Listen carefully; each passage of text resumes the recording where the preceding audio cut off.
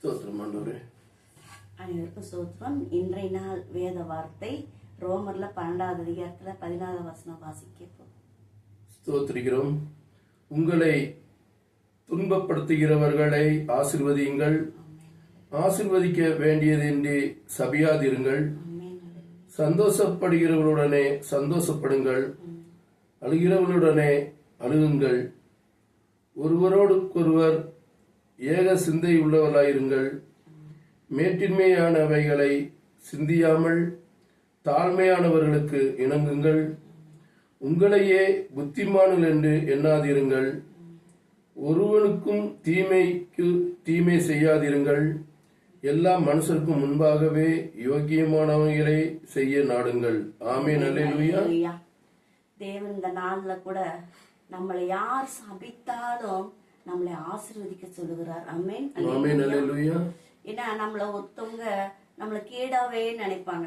அப்ப அந்த சூழ்நிலையில எல்லாம் நம்ம இப்படி நம்மள நினைக்கிறாங்களே, இவங்கெல்லாம் நல்லா இருப்பாங்களா, இப்படி எல்லாம் நம்ம வார்த்தைகள் வெளிப்படும்.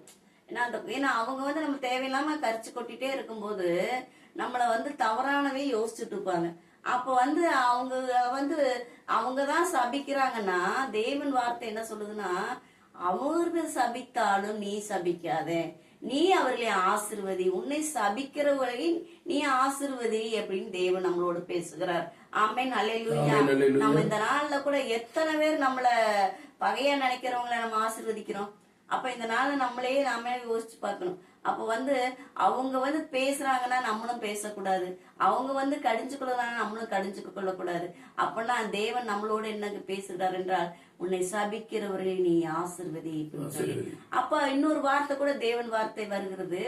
என்ன சொல்லுகிறாருன்னா, நம்ம ஒருத்தரை நம்மள எப்பவுமே நம்மள பொறாமை கொண்டு ஏதோ ஒரு பிரச்சனைய தவறாக புரிந்து கொண்டு கூட, நம்ம மேல தவறு இல்லைன்னா கூட அவங்க தவறாக புரிந்து கொண்டு நம்ம மேல சபிப்பாங்க.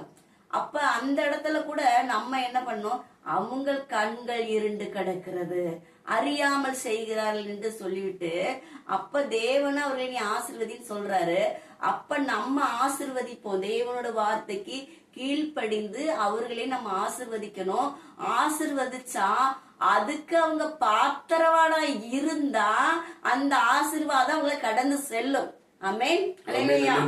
நம்ம ஆசீர்வதிக்கிறதுக்கு அவங்களுக்கு பாத்திரம் இல்ல, அதுக்கு தகுதியே இல்லைன்னா அப்ப தேவன் என்ன செய்வாரா, அந்த ஆசீர்வாதத்தை நமக்கு ரெட்டிப்பா நம்மளை கொண்டு வந்து விடுவார். ஆமென். அல்லேலூயா. நம்மளை ஏற்கனவே ஆசீர்வதிச்சுதான் வச்சிருக்காரு. மறுபடியும் என்ன பண்றது, அவங்களுக்கு கொடுத்த ஆசீர்வாதத்தையும் அவங்களுக்கு அவங்க அதை ஏற்றுக்கொள்றதுக்கு தகுதி வேணும். தகுதி இல்லை என்றால் அந்த ஆசீர்வாதத்தை மகளை நீரே மறுபடியும் ஆசீர்வாதமா இரு என்று கொடுப்பார். அப்ப ரெட்டிப்பான ஆசீர்வாதம் நம்மளிடம் வந்துவிடும்.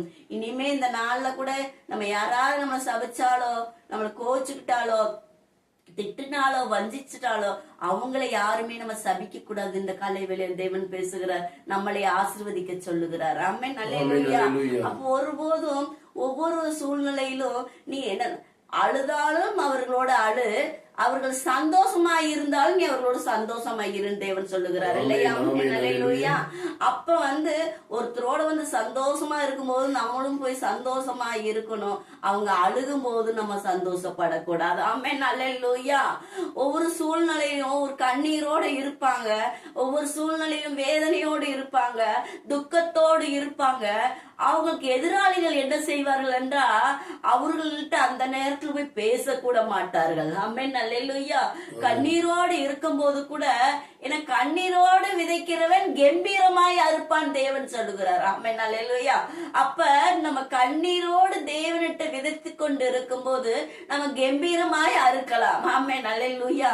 அதே மனிதர்கிட்ட போய் நம்ம கண்ணீரோடு நின்னோம்னா அவங்க நம்ம எதிராளிகள் அவங்க சந்தோஷப்படுவார்கள். ஆமென். அல்லேலூயா. அந்த இடத்துல கண்ணீரை துடைக்க மாட்டாங்க, அந்த இடத்துல அவங்க வைராகியத்தை செலுத்துவார்கள். ஆமென். அல்லேலூயா. அந்த இடத்துல நம்ம இரக்கமும் பார்க்க மாட்டார்கள். கூடுமானால் உங்களால் மட்டும் எல்லா மனுஷரோடும் சமாதானமாயிருங்கள். ஆமென். பிரியமானவர்களை பழிவாங்குங்கள் எனக்குரியது நானே பதில் செய்வேன் என்று கர்த்தர் சொல்லுகிறார் என்று எழுதியிருக்கிறபடியால் நீங்கள் பழி வாங்காமல் கோபக்கிணைந்து இடம் கொடுங்கள். ஆமென். அன்றியும் உன் சத்துரு பசியாய் இருந்தால் அவனுக்கு போஜனம் கொடு, அவன் தாகமாய் இருந்தால் அவனுக்கு பானம் கொடு. நீ இப்படி செய்வதினால் அக்னித்தழலை அவன் தலையின் மேல் குவிப்பாய். நீ தீமையினாலே வெல்லப்படாமல் தீமையை நன்மையினாலே வெல்லு. ஆமென். ஆமென். அல்லேலூயா.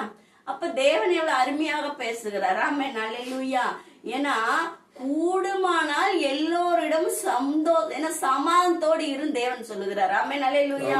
அப்ப முடிந்த அளவுக்கு நம்ம சமாதானத்தோட போகதான் நம்ம பார்க்க வேண்டும். ஆமென். அல்லேலூயா. ஏன்னா அவங்க பண்றாங்களே நம்மளும் பண்ணா என்ன அப்படின்னு நம்ம வைராக்கியம் செலுத்துவதல்ல. அப்ப தேவன் என்ன சொல்லுகிறார் என்றால், நீ கூடும் வரைக்கும் நீ சமாதானமாயிரு. அதுக்கு மேல அவங்க கண்ட்ரோலுக்கு மீறி போயிருச்சுன்னா நான் பார்த்து கொள்கிறேன்னு சொல்லுகிறார். ஆமென். அல்லேலூயா. அவர்களோட யுத்தம் நான் செய்வேன், நீ செய்யாத அப்படின்னு சொல்லி நீ முடிந்த அளவுக்கு சமாதானமா போ, முடிந்த அளவுக்கு அமைதியாயிரு. ஏன்னா ஒவ்வொரு இடத்துல வேதத்துல நம்ம வாசிக்கிறோம், நீ சும்மா இரு நான் யுத்தம் செய்யறேன்னு சொல்லி. ஆமென். அல்லேலூயா. அப்ப நம்ம அமைதியா இருக்க தேவன் அற்புதம் செய்வார். ஆமென். அல்லேலூயா.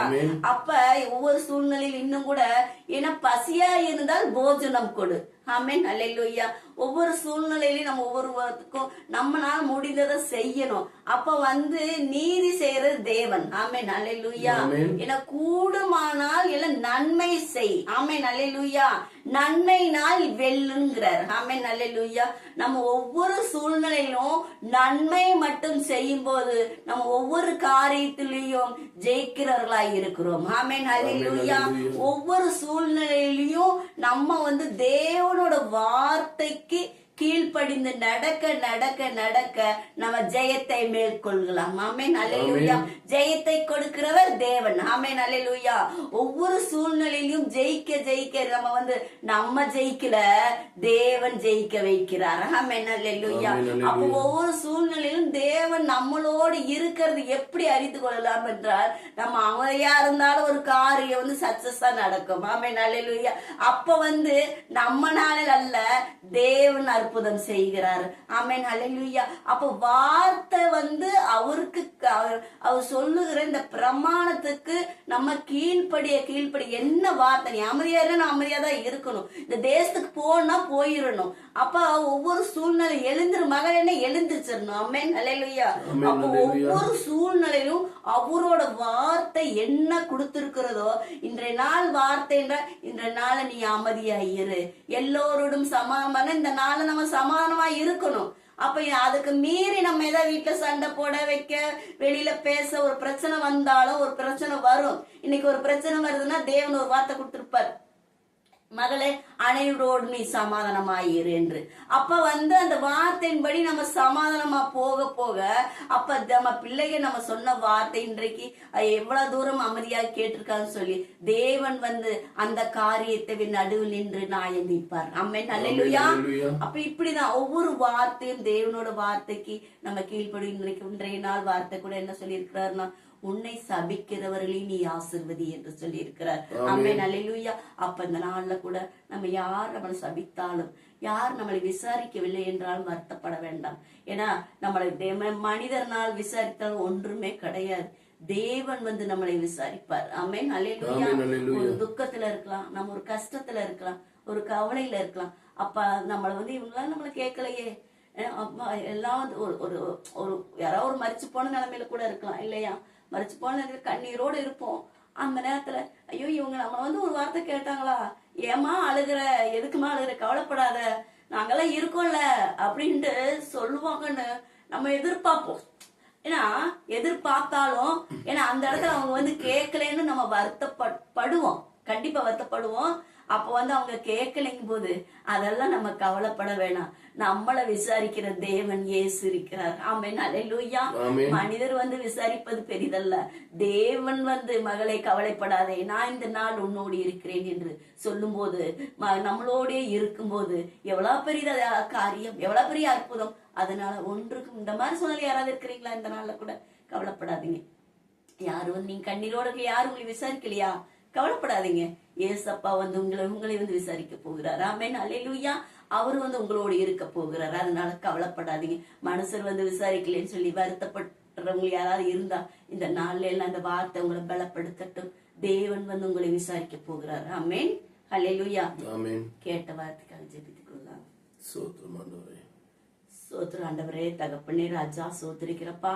இந்த நாள்ல கூட தகப்பனே ராஜா, ரோமர் தகப்பனே கர்த்தாவே 12வது அதிகாரத்தை ஆண்டவரே நாங்க தானித்தோம் சாமி. அதுல இருக்கிறது போல இந்த நாள் வார்த்தை ஆண்டவர் ஒவ்வொருவரையும் பலப்படுத்தட்டும் சாமி. கர்த்தாவே, எத்தனையோ பேர் சபிப்பார்கள் ராஜா, எத்தனையோ பேர் நிந்திப்பார்களப்பா. தகப்பனே ராஜா, அனைவரையும் நீர் ஆசீர்வதின்னு சொன்ன வார்த்தையின்படி கூட தகப்பனே நாங்கள் கீழ்ப்படிந்த ஆண்டவரே ஒவ்வொருவரையும் நாங்க ஆசீர்வதிக்கிறோம் ராஜா, சோத்திரிக்கிறோம் அப்பா. ஐயா, அனைவரையும் ஆண்டவரை, எங்களை சபிக்கிறவர்களையும் எங்களை நிந்திக்கிறவர்களையும் நாங்கள் ஆசீர்வதிக்கிறோம் ராஜா. உங்க வார்த்தைக்கு கீழ்ப்படிந்து நாங்கள் ஆசீர்வதிக்கிறோம் தகப்பனே. அதே போல அனைவரோடும் சமானத்தோடு இருங்கள் சொன்ன வேத வசனம் படி ஆண்டவரே நாங்க அனைவரோடும் சமாதானமா இருக்க எங்களுக்கு ஆண்டவரே தகப்பன உன் கிருபையை தாருவீராக ராஜா, சோத்திரிக்கிறோம் அப்பா. அனைவரோடும் ஆண்டவரே எந்த பகையும் இல்லாதபடிக்கு நாங்க சமானத்தோடு வாழ உங்கள் கரம் வெளிப்படட்டும் சாமி. ஒவ்வொருவரும் ஆண்டவரே யாரெல்லாம் தகப்பனை பகையாக நிந்தையாக இருக்கிறார்களோ அந்த பகையெல்லாம் மாறட்டும் சாமி. கர்த்தாவே, உம்மோட மகிமையை நாங்க காணணும் ராஜா. ஒவ்வொருவரும் பகையெல்லாம் தகப்பனை தூக்கி போட்டுட்டு உம்மோட கிருபை ஒவ்வொரு மேலும் தகப்பனை உன் கரம் வெளிப்படட்டும் ஆண்டவரே. ஒவ்வொரு மேலும் உன் கரம் உயர்த்தப்படட்டும் ஆண்டவரே. தகப்பனை பகையெல்லாம் தகப்பனை தீக்கிற நாயம் தீக்கிற நீர் தேவன் ராஜா. ஆசீர்வதிங்கப்பா, பலப்படுத்துங்க ராஜா. தகப்பனை ஒவ்வொரு மக்களையும் உங்க கருத்துல கொடுக்கிறோம் ஆண்டவரே. எங்களையும் தாழ்த்தி உங்க கருத்துல கொடுக்கிறோம். ஆசீர்வதிங்க, பலப்படுத்துங்க, கூட இருந்து வழி நடத்துங்க. ஜீவனுள்ள நல்ல பிதாவே, ஆமென், ஆமென். ஆமென்.